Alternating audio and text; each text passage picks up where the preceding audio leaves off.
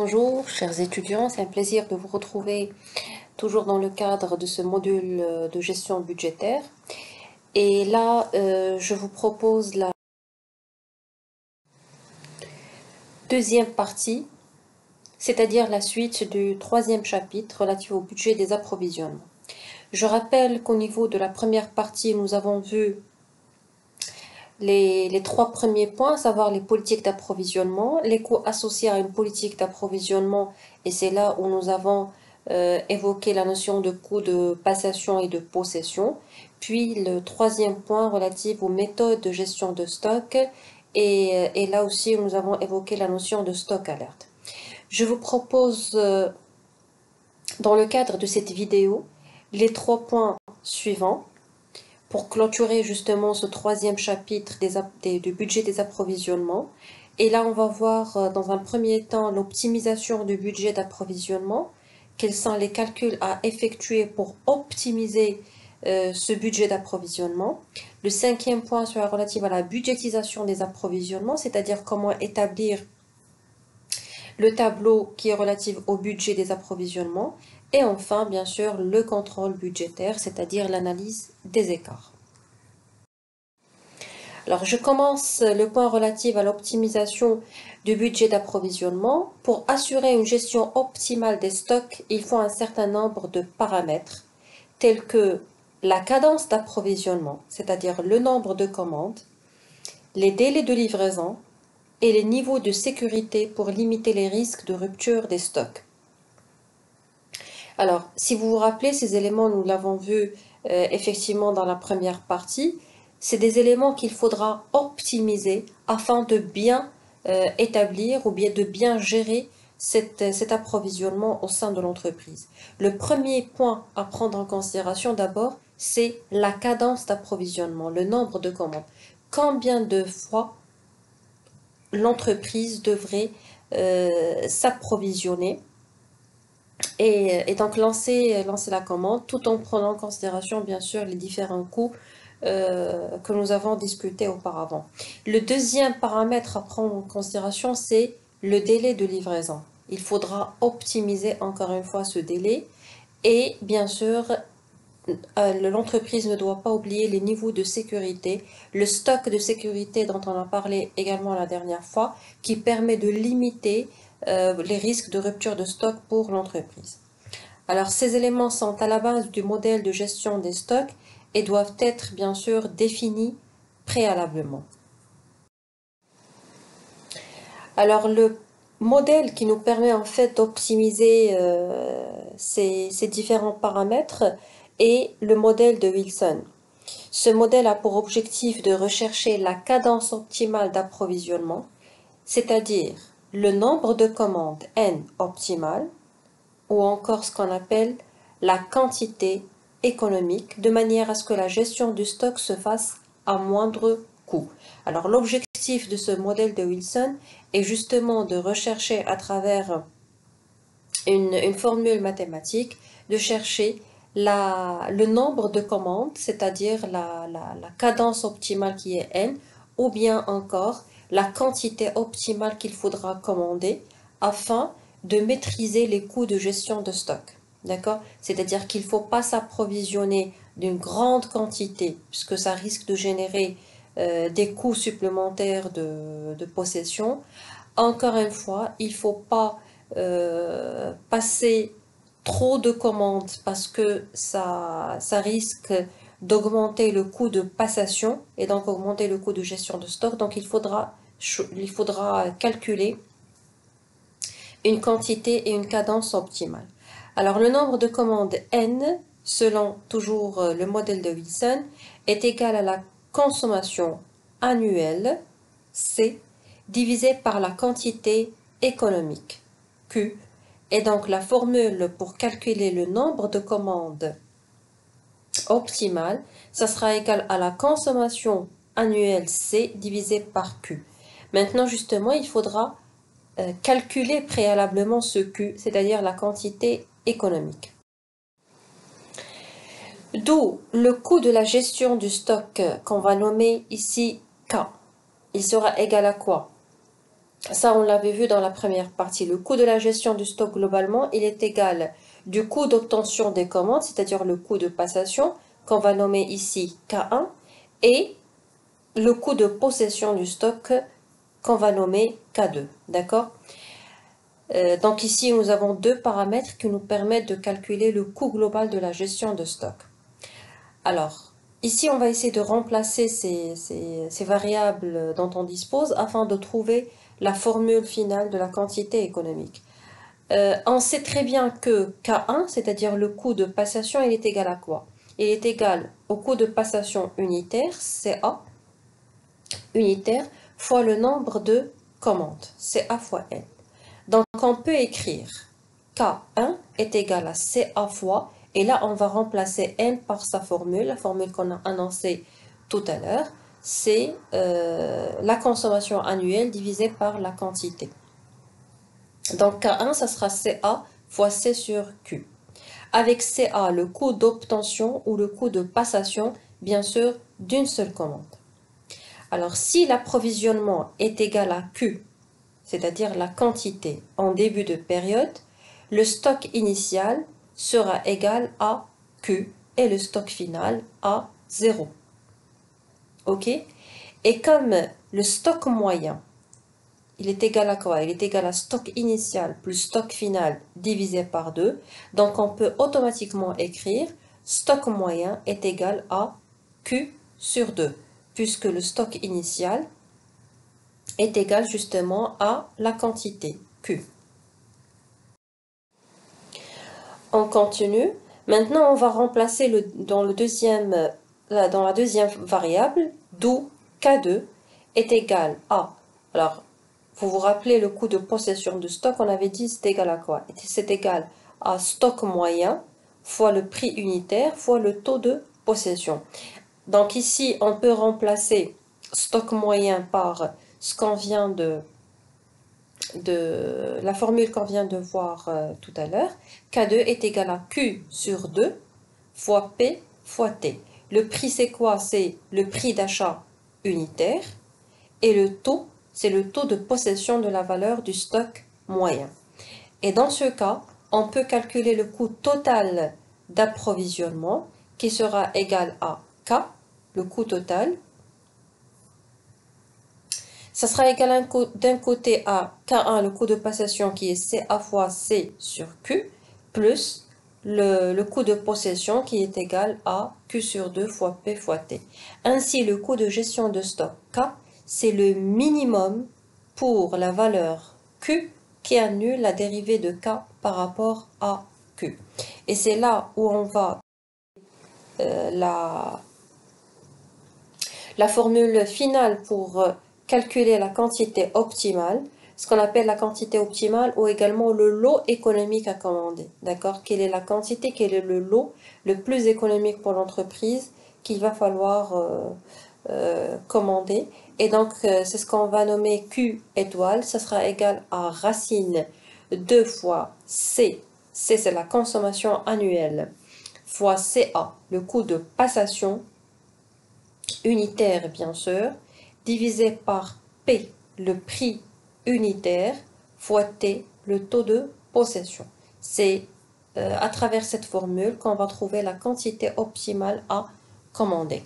Et pour cette valeur Q, le coût de gestion du stock sera bien sûr le minimum, puisque c'est une quantité optimale. Et donc, c'est la quantité qui nous permet de dépenser le moins possible de coûts bien sûr en termes de gestion de stock. Et donc le K, le coût de gestion d'approvisionnement, ça sera égal à racine 2 fois C, la consommation annuelle, fois P, le prix unitaire, fois T, le taux de possession, fois CA, le coût de passation unitaire. Donc ce sont ces deux formules qu'il faudra noter, d'accord, afin de calculer la quantité optimale et éventuellement le coût de gestion de stock, le coût minimal de gestion de stock. On va prendre un exercice pour appliquer ces formules. Alors l'exercice stipule pour l'année N, la consommation prévisionnelle de la matière première M est établie comme suit. La quantité que vous avez, c'est en termes bien sûr d'unités. Alors nous avons du mois janvier jusqu'à décembre. Et vous avez les quantités, d'accord, les quantités que l'entreprise va consommer. Je rappelle qu'ici, les quantités que vous avez sont relatives à la consommation prévisionnelle de la matière première M. Qu'est-ce qu'on sait également? On sait que le prix d'achat unitaire de cette matière M est de 12 dirhams. Donc le prix d'achat, c'est le P, il est de 12 dirhams. Le stock initial de M, il est de 200 unités. Le coût de passation d'une seule commande, c'est-à-dire le CA unitaire, est de 100 dirhams. Le taux de possession du stock représente 10% du stock moyen, d'accord, donc le T 10%. Vous avez un délai de livraison de 1 mois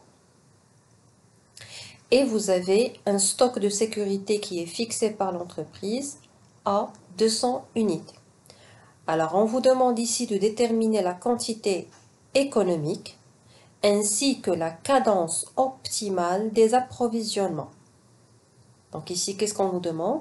On nous demande de déterminer le Q étoile, quantité économique, ainsi que la cadence optimale. Quand on parle de cadence optimale, c'est-à-dire le nombre de fois où on doit s'approvisionner, c'est-à-dire le N, encore une fois, optimal. Et à la fin, on nous demande de déduire le coût de gestion du stock, c'est-à-dire le coût. Donc c'est très facile. On va appliquer les formules. Voilà, on rappelle la formule de calcul de la quantité optimale. C'est racine 2 fois la consommation annuelle fois le coût de passation unitaire divisé par le prix fois le taux. Alors comme élément de réponse, on va remplacer déjà les variables par leur valeur. Vous avez racine 2 fois la consommation annuelle. La consommation annuelle, on va calculer bien sûr la ligne des quantités que nous allons consommer de janvier jusqu'à décembre. Multiplié également par le coût de passation unitaire, c'est-à-dire 100 dirhams, divisé par le prix d'achat unitaire, c'est-à-dire 12 dirhams, fois 10% qui est le taux de possession. Après calcul, vous allez trouver Q qui est égal à 1000 unités. C'est-à-dire que l'entreprise, à chaque fois qu'elle doit s'approvisionner, elle doit forcément acheter 1000 unités. Ça, c'est la quantité qui lui permet de minimiser le coût de gestion de stock. On peut déduire bien sûr maintenant la cadence optimale, c'est-à-dire le rythme optimal des approvisionnements. Le N, je vous rappelle que c'est égal à C sur Q, d'accord? C, nous l'avons calculé tout à l'heure, c'est 6000 divisé par 1000, la quantité économique, ça nous fait 6 commandes par année, d'accord? Durant l'année, l'entreprise doit s'approvisionner 6 fois, soit une commande tous les 2 mois. Chaque 2 mois, l'entreprise doit passer une commande. On déduit maintenant le coût de gestion de stock. Je rappelle que le coût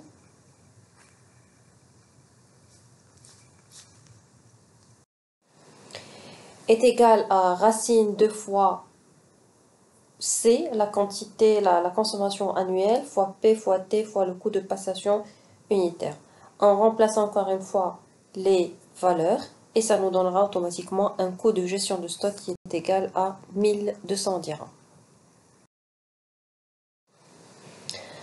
On prend un deuxième exercice. Alors, une entreprise prévoit une consommation annuelle de 10 800 unités d'un produit X. Donc là, c'est le C. Le coût de possession du stock est évalué à 8% de la valeur moyenne du stock. Le coût de passation d'une commande est de 40 dirhams. Et le prix unitaire d'achat du produit est 30 dirhams. On vous demande encore une fois de déterminer la quantité économique à commander, puis de déduire le coût de gestion du stock. Alors, comme élément de réponse, déjà on rappelle la consommation, nous avons 10 800 unités par année. Vous avez le taux qui est égal à 8%. le coût de passation qui est de 40 dirhams et enfin le prix qui est de 30 dirhams. On commence par calculer la quantité économique. Ça sera racine 2 fois 10 800 fois 40 divisé par 0,08 fois 30, ce qui nous donnera 600 unités. L'entreprise donc doit s'approvisionner de 600 unités. Le coût optimal de gestion de stock, ça sera racine 2 fois 10 800 fois 40 fois 30 fois 0,08, ce qui nous donnera un coût global de 1440 dirhams. Pour ce qui est maintenant de la cadence optimale des commandes, nous avons N qui est égal à C sur Q, la consommation 10 800, divisé par la quantité optimale qui est de 600. Donc l'entreprise doit passer 18 commandes durant l'année pour minimiser le coût de gestion de stock.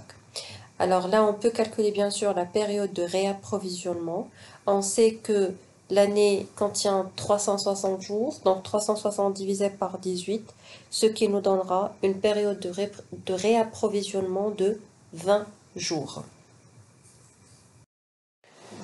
Voilà, on vient de finaliser maintenant le quatrième point relatif à l'optimisation de la budgétisation des approvisionnements. On passe maintenant au cinquième point relatif à la budgétisation, c'est-à-dire comment établir les budgets des approvisionnements. Alors, elle doit faire apparaître chaque mois l'échelonnement des prévisions en termes de commandes, de livraison, de consommation et de niveau de stock. C'est-à-dire que cette budgétisation, ça sera sous forme de quoi? Ça sera sous forme d'un tableau, d'accord, qui va englober tous ces paramètres, à savoir la date de commande, d'accord, la quantité que nous avons commandée, la date de livraison et la quantité optimale, bien sûr, selon les calculs qu'on a effectués précédemment, donc la quantité optimale qui sera livrée.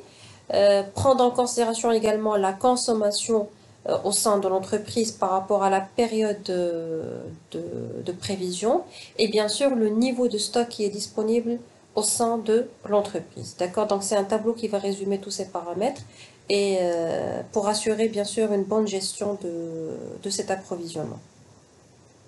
Alors la budgétisation se fait sous deux formes. Elle peut se faire soit en termes de quantité ou en termes de valeur. Si c'est en termes de quantité, dans ce cas, le budget offre plus d'intérêt pour les services d'approvisionnement qui doivent contrôler son suivi. Si c'est en valeur, dans ce cas, les quantités sont valorisées par un coût unitaire standard.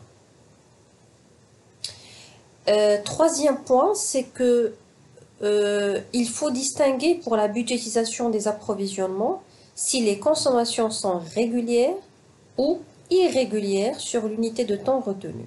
Et ça, c'est un élément qui est très très important.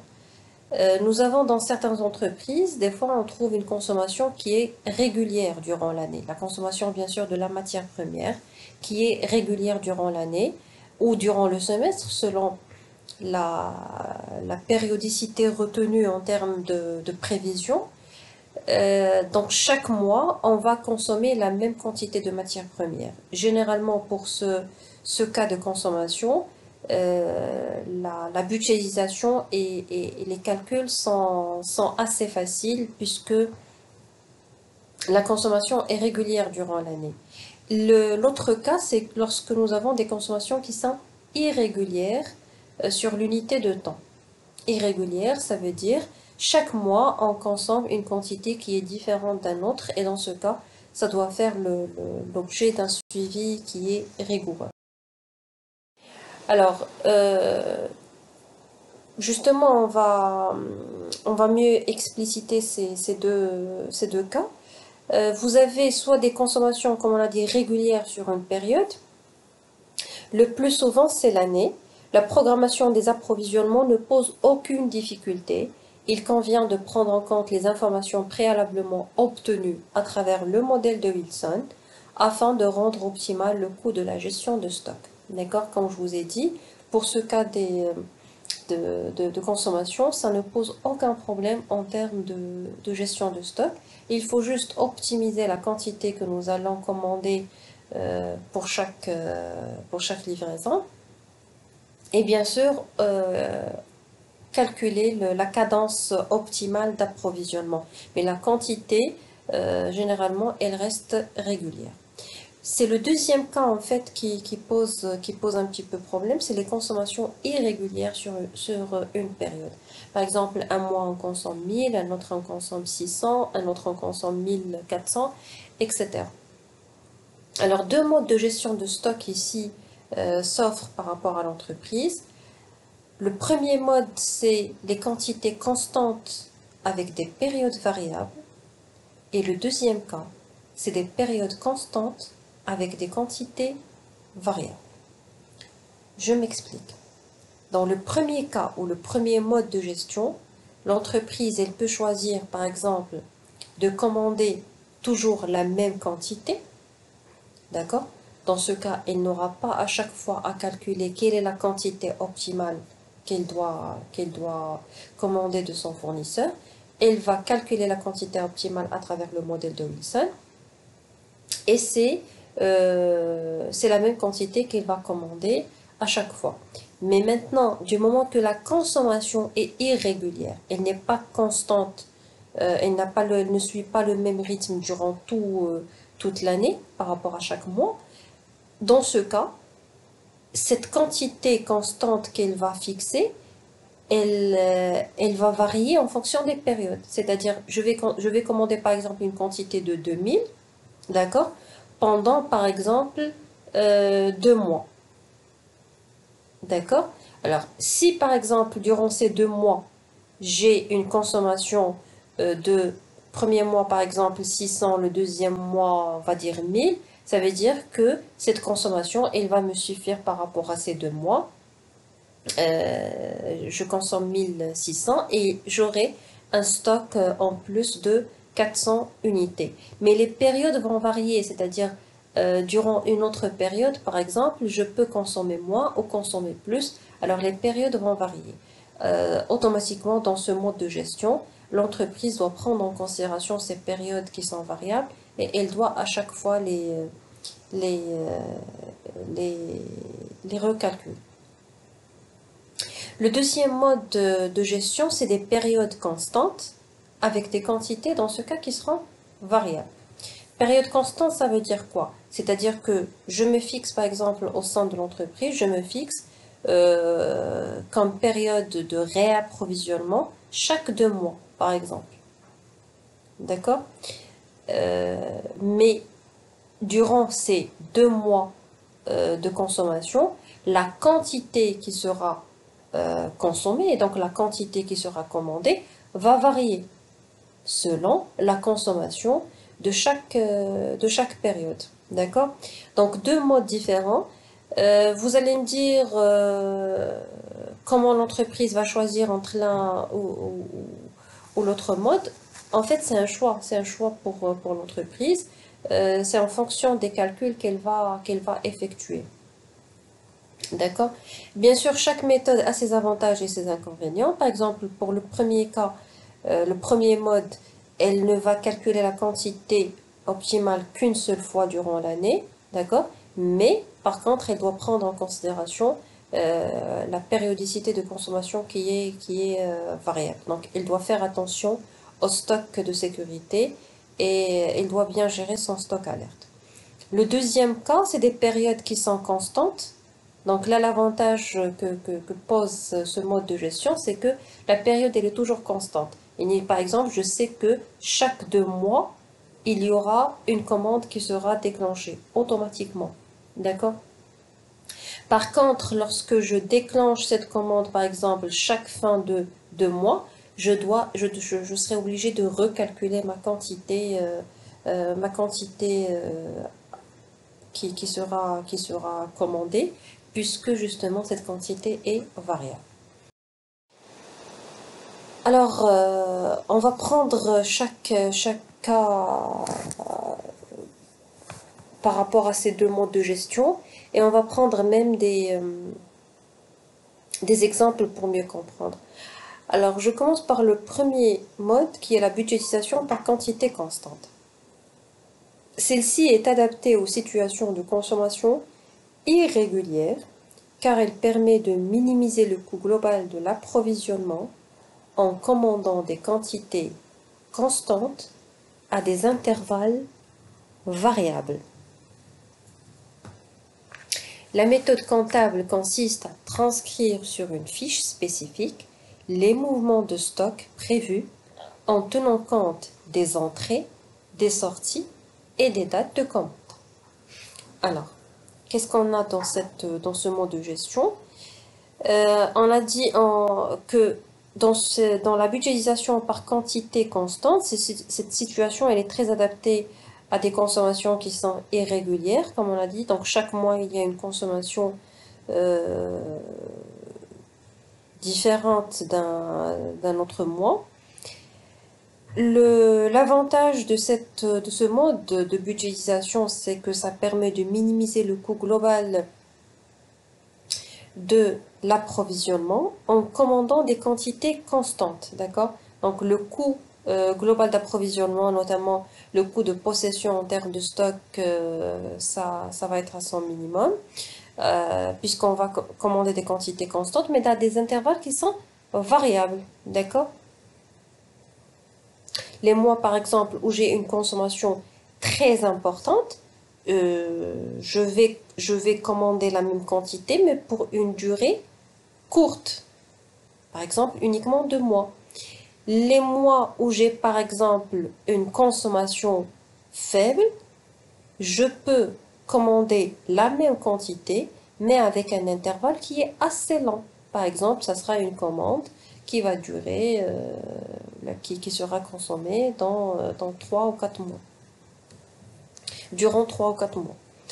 La méthode comptable consiste à transcrire sur une fiche spécifique les mouvements de stock, c'est-à-dire dans le cadre de cette budgétisation, on aura toujours une fiche spécifique par rapport au mouvement de stock prévu en tenant compte les entrées, les sorties et les dates de commande. Donc c'est ce que je vous ai dit. Cette budgétisation par quantité constante mais avec des durées qui sont variables nécessite un suivi rigoureux du mouvement des stocks. À chaque fois qu'il y a une entrée, une sortie, etc., il faudra l'enregistrer. Comme ça, lorsqu'on arrive au niveau du stock alerte, automatiquement, il faudra déclencher une commande de plus. Pour ce qui est maintenant du deuxième mode de gestion, à savoir la budgétisation par période constante, elle présente l'avantage de faciliter le travail administratif lié aux approvisionnements. Les commandes portent sur des quantités variables à des dates régulières préalablement identifiées. Donc ici, par rapport à ce mode de gestion, ça facilite un petit peu le travail administratif. Pourquoi? Parce que ça ne nécessite pas un suivi en termes des entrées, sorties, etc. pour calculer la période où l'entreprise doit s'approvisionner, doit passer la commande, puisque les périodes sont déjà constantes, ils sont déjà définies préalablement. Par contre, ce qu'il faudra calculer, c'est uniquement la quantité. Alors, la méthode comptable est semblable à celle de la budgétisation par quantité constante, c'est-à-dire ça va être le même mode pour établir la budgétisation. Toutefois, les périodes étant régulières, les quantités à commander doivent couvrir le stock de sécurité et la consommation normale. Donc, comme on a dit, les périodes seront régulières. Je sais que, par exemple, chaque 2 mois, je vais commander, mais la quantité, il faudra la calculer. Qu'est-ce qu'on prend en considération en termes de calcul? On prend d'abord le stock de sécurité, parce que c'est le minimum qui doit toujours exister au sein du stock de l'entreprise, et on prend également la consommation normale durant la période de réapprovisionnement. Alors je précise que il y a 2 exercices qui sont prévus par rapport à ces 2 modes de gestion. D'accord, ça fera l'objet d'une 3e vidéo afin de détailler la méthode de calcul et comment on établit justement cette budgétisation d'un côté par quantité constante puis par période constante. Voilà, j'arrive maintenant au sixième point relatif au contrôle budgétaire des approvisionnements. Donc, une fois nous avons passé la période, l'étape, pardon, de prévision, puis la budgétisation. La troisième étape, bien sûr, c'est le contrôle budgétaire. C'est d'ailleurs le cas pour tous les budgets. D'accord? La troisième étape, bien sûr, lorsqu'on passe aux réalisations, on doit analyser les écarts. Alors, les écarts observés entre les consommations prévues et les consommations qui ont été réalisées doivent être analysés. Parce que, comme je l'ai toujours expliqué, l'objectif de l'analyse des écarts, c'est la prise de décision. Prendre des décisions, soit en termes de délai, soit en termes de quantité consommée, etc. Et donc, pour le cas de cette analyse entre consommation prévue et consommation réalisée, ils peuvent remettre en cause les procédures de prévision. D'accord? Si par exemple on trouve que la consommation qui a été réellement effectuée est largement supérieure ou bien inférieure par rapport à ce qui a été prévu, ça nous permet de revoir nos prévisions. Le deuxième point également qui est très important dans le cadre de l'analyse des écarts au niveau de la budgétisation des approvisionnements, c'est les écarts entre livraisons prévues et les livraisons réalisées. D'accord? C'est-à-dire au niveau de l'analyse des écarts, on peut prendre un certain nombre d'indicateurs qui nous permettent euh, d'améliorer, d'accord, d'améliorer notre gestion. Donc ici, on peut prendre comme indicateur le délai de livraison qui a été prévu et réalisé. Et si on trouve des délais qui sont différents entre le délai prévu et le délai réel de la réalisation de la livraison, ou même en termes de quantité, par exemple, nous avons commandé une quantité X et le fournisseur nous a livré une quantité Y, ça veut dire que là, il y avait effectivement un décalage, un écart. Et c'est ce qui nous permet, cette analyse des écarts nous permet de revoir nos fournisseurs, de réexaminer le choix de nos fournisseurs.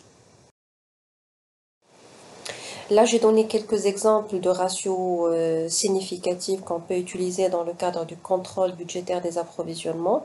Je commence ici par le premier point qui est le contrôle des quantités. Bien sûr, là, il ne s'agit pas d'une liste exhaustive. J'ai donné juste quelques exemples de ratios qu'on peut utiliser dans le cadre du contrôle des quantités. Ces ratios ou indices permettent d'évaluer l'efficacité de la gestion des approvisionnements. On peut prendre comme premier ratio la fréquence des pénuries, c'est-à-dire la rupture des stocks. Et là, on va prendre comme paramètre la quantité manquante sur la quantité consommée. Ça nous donne une information par rapport à la fréquence des pénuries. Bien sûr, si cette fréquence est élevée, ça veut dire qu'il y a un problème au niveau de la gestion des approvisionnements. Vitesse de rotation des stocks. La vitesse de rotation des stocks se calcule à travers le coût d'achat des matières consommées divisé par le stock moyen. Là aussi, ça nous permet de gérer efficacement cet indicateur. Troisième point, vous avez l'appréciation de la fiabilité des fournisseurs, toujours en termes de quantité. On va la calculer à travers le nombre de livraisons réalisées dans un délai annoncé, divisé par le nombre total de livraisons. Donc, tant que ce ratio est élevé, ça veut dire que euh, nos fournisseurs sont fiables et donc on peut garder une bonne appréciation par rapport à notre travail avec ces derniers. On peut également contrôler les coûts, d'accord, toujours le contrôle budgétaire, mais là en termes de coûts, des prix d'achat inférieurs aux prévisions, on peut le considérer comme un écart favorable. Si le prix d'achat réel de la matière première est par exemple inférieur par rapport à ce qui a été prévu. Là, on peut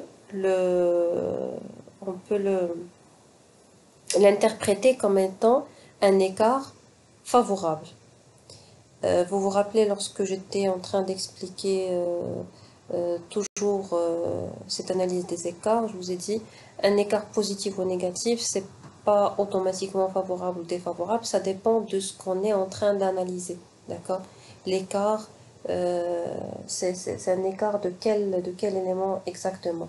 Donc là, si c'est un écart, par exemple, de prix d'achat, euh, et si le prix d'achat réel est inférieur au prix d'achat prévisionnel, là c'est un écart bien sûr qui est favorable. D'où émane, parce que c'est ça la question principale, c'est l'analyse, d'où émane cet écart? Ça peut émaner soit de commandes moins fréquentes mais plus importantes en termes de volume, d'accord? On a diminué la périodicité de réapprovisionnement, mais on a augmenté le volume. Et là, ça peut avoir un incident sur les coûts de stockage. C'est-à-dire, certes, on a gagné en termes de prix d'achat, il est inférieur, parce que généralement, quand on achète en grande quantité, on peut bénéficier de remises, mais ça risque d'avoir un incident sur le coût de stockage. Et donc, en termes de contrôle des écarts, encore une fois, il faudra analyser les deux paramètres, à savoir le coût de stockage ainsi que l'écart en termes de prix dont on a bénéficié. Ça peut émaner également d'une moindre qualité des approvisionnements, ce qui risque de se répercuter sur les coûts de production ou bien sur les ventes. D'accord? Donc, un écart, on a dit que certes c'est un écart qui est favorable, ce prix d'achat réel qui est inférieur au prix d'achat prévisionnel. C'est un écart favorable d'apparence, mais il faudra creuser davantage pour mieux comprendre d'où émane justement cet écart favorable. Donc le deuxième point, c'est très important. Des fois, quand on change de fournisseur et donc on achète à un prix qui est inférieur, ça peut, ça peut refléter une moindre qualité euh, par rapport à la matière première qu'on achète.